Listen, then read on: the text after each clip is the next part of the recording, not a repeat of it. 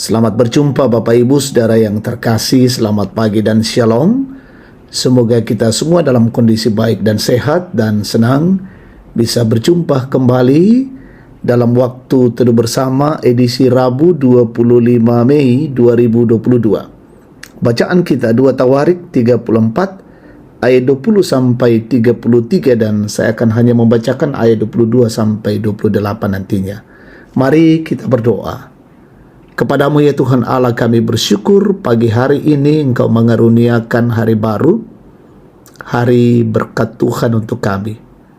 Dan pagi ini kami akan membaca firman-Mu menjadi penuntun pedoman menjalani kehidupan hari ini. Kami mohon tuntunan Roh Kudus-Mu memperlengkapi kami dan firman-Mu dapat kami mengerti dan lakukan dengan baik di tengah-tengah hidup ini.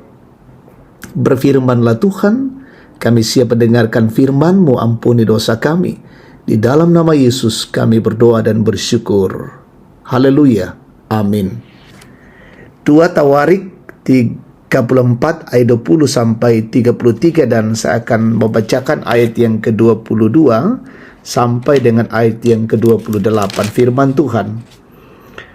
Maka pergilah Hilkia dengan orang-orang yang disuruh raja kepada Nabiya Hulda, istri seorang yang mengurus pakaian-pakaian, yaitu Salom bin Tokat bin Hasra, penunggu pakaian-pakaian. Nabiya itu tinggal di Yerusalem, di perkampungan baru. Mereka berbicara kepadanya sebagaimana yang diperintahkan. Perempuan itu menjawab mereka, beginilah firman Tuhan Allah Israel. Katakanlah kepada orang yang menyuruh kamu kepadaku, beginilah firman Tuhan.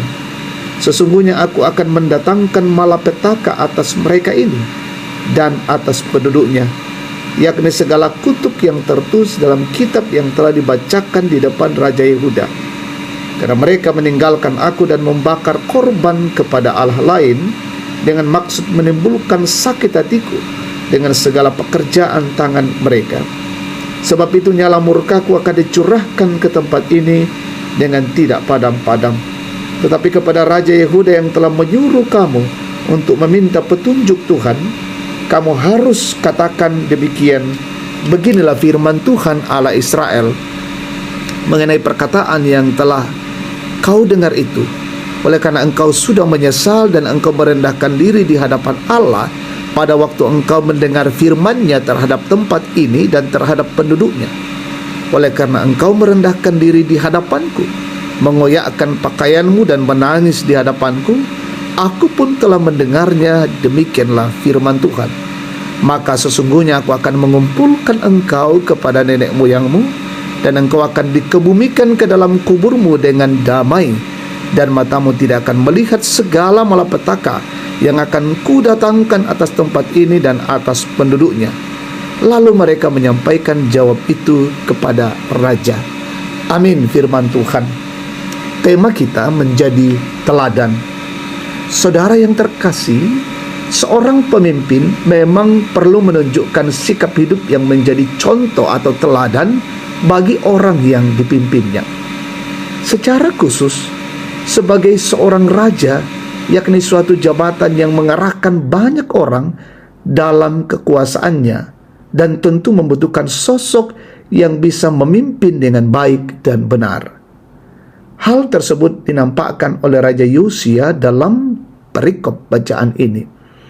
Raja Yosia tidak berpuas diri atas tindakan baik yang telah dilakukannya. Ia justru terus merenungkan dosa yang dilakukan oleh bangsanya yang mendukakan hati Tuhan. Bahkan ia mengoyakkan pakaiannya sebagai tanda penyesalan akan hal tersebut.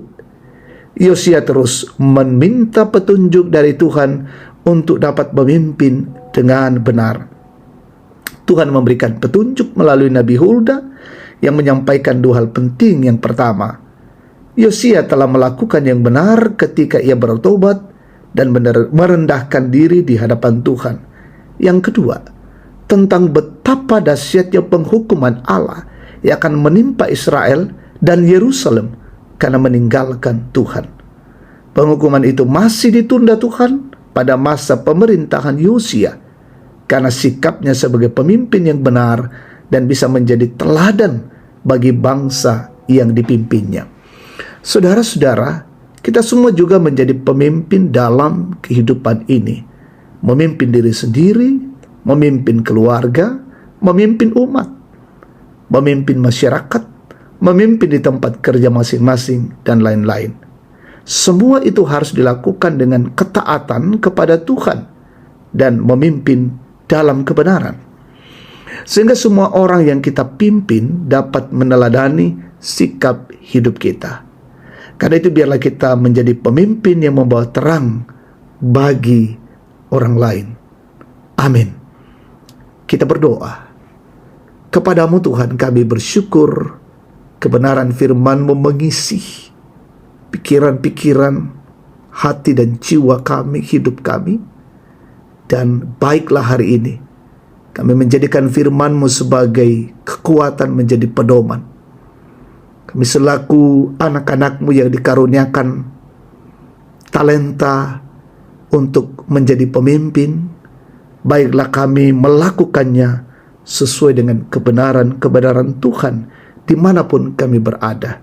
Memimpin diri ini, memimpin keluarga, umat, masyarakat di tempat di mana kami bekerja, dan kami lakukan dalam ketaatan kepada Tuhan dan sungguh-sungguh menjadi teladan.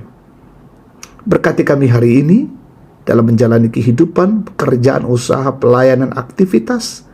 Kiranya semuanya kami lakukan untuk hormat, kemuliaan bagi nama Tuhan. Jauhkan kami dari gangguan, halangan, dan rintangan. Kami berdoa pemerintah kami, pemimpin kami anugerahi hikmat, kearifan, memimpin negara ini, menegakkan keadilan dan kebenaran di negeri ini. Berkati aparat TNI Polri dalam mengayomi bangsa dan negara ini. Berkati umat Tuhan dimanapun berada saat ini. Yang sakit sembuhkan, berduka hiburkan, lalai ketuk batin mereka, yang bergumul menghadapi persoalan-persoalan hidup, teguhkan dan kokohkan mereka. Mencari pekerjaan Tuhan tunjukkan, sementara dalam mengenyam pendidikan, berkati anak-anak-Mu, tambahkan kecerdasan dan kemampuan. Berkati orang tua kami menikmati hari tua tetap sehat, dan yang bersyukur karena ulang tahun, karena keberhasilan, karena kesuksesan, sempurnakan syukur dan sukacita mereka.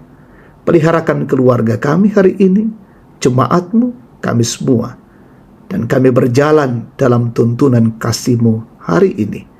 Ini doa kami, ini syukur kami, ampuni kami. Di dalam nama Yesus, firman yang hidup, kami berdoa dan bersyukur. Amin. Demikian waktu teduh kita. Selamat pagi, selamat beraktivitas. Tuhan memberkati kita hari ini.